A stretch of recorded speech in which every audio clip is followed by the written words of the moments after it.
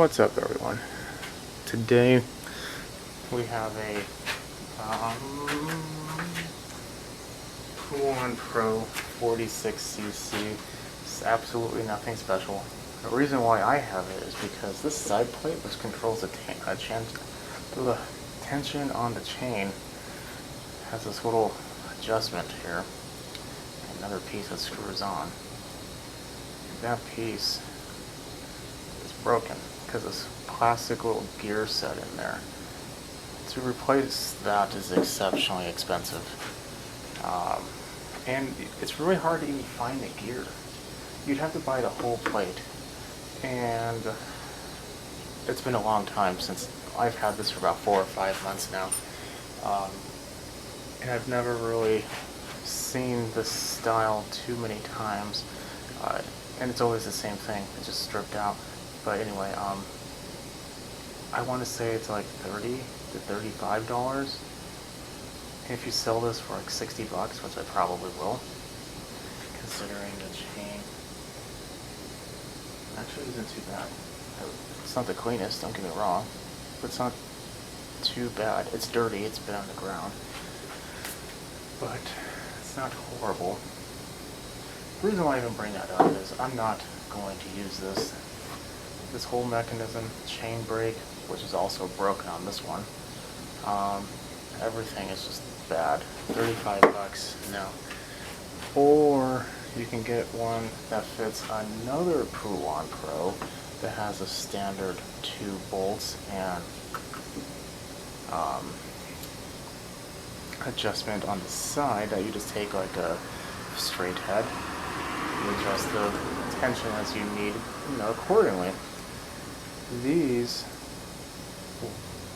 fit interchangeably. That is supposed to be a more convenient system. The only thing that's convenient about it is after that breaks, it's conveniently locatable into the trash can. So, let's see if that works.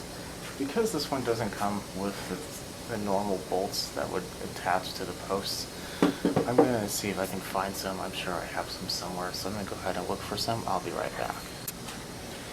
Okay, so here we are. I have this on its side to make it a little easier to put on. Oh, I need to get a flathead. Duh. So step 1, take your old one. I'll sound the garbage. 2, let's get some of this nasty out after.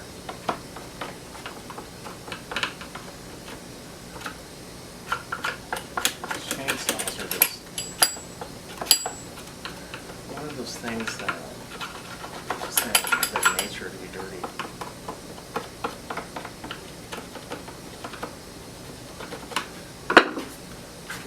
If you ever buy a chainsaw, there's probably either one or two things happening.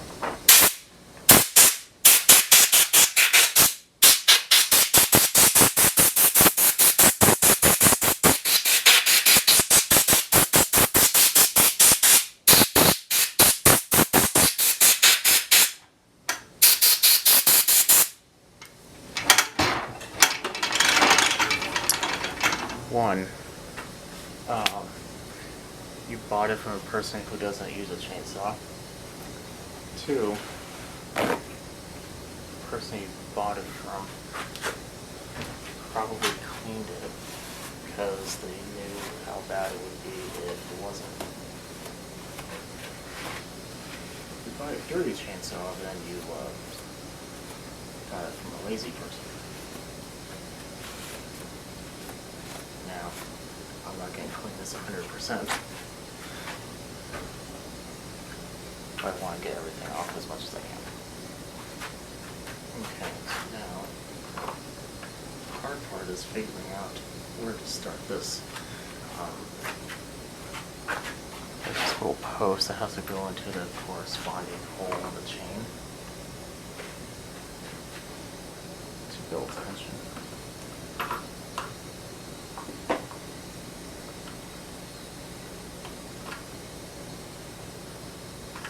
Now the chain is more or less where I want it to be. So I'm going to adjust the action mechanism, which by the way is 100% metal, unlike that plastic stuff that we could deal with earlier. And there we are.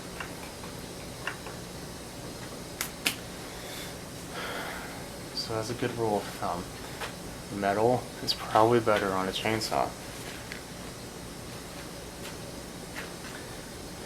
And this is obviously not a professional grade saw. You're never going to use this if you are a professional.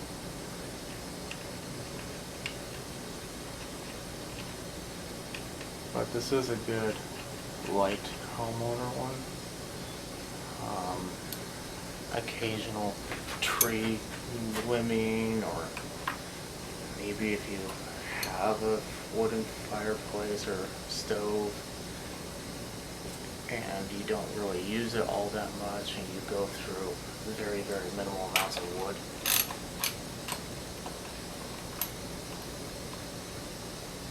This would be okay.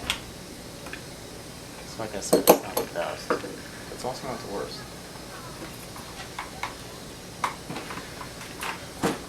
Now I have a video on how to tension your chain already, but we're going to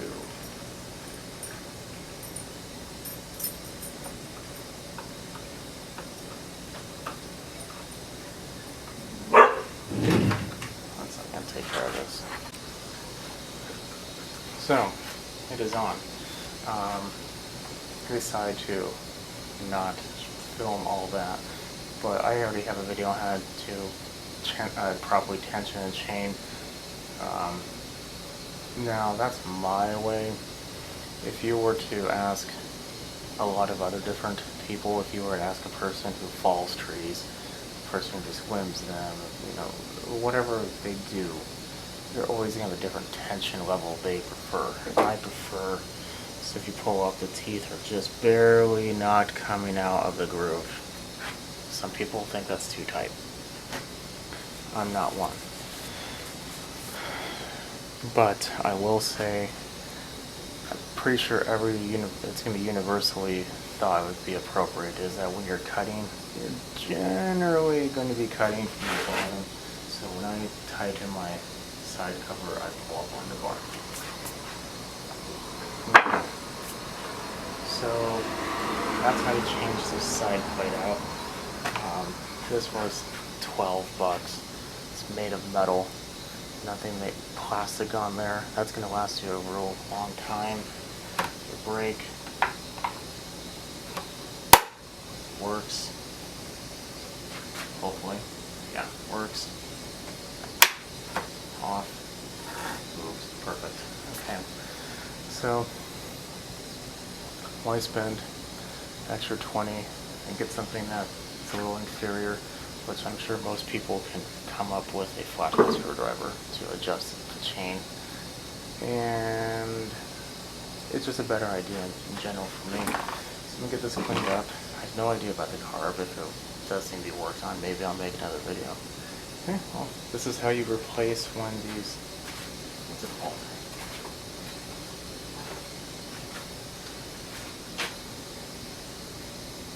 Toolless chain tensioner. Poulan little system.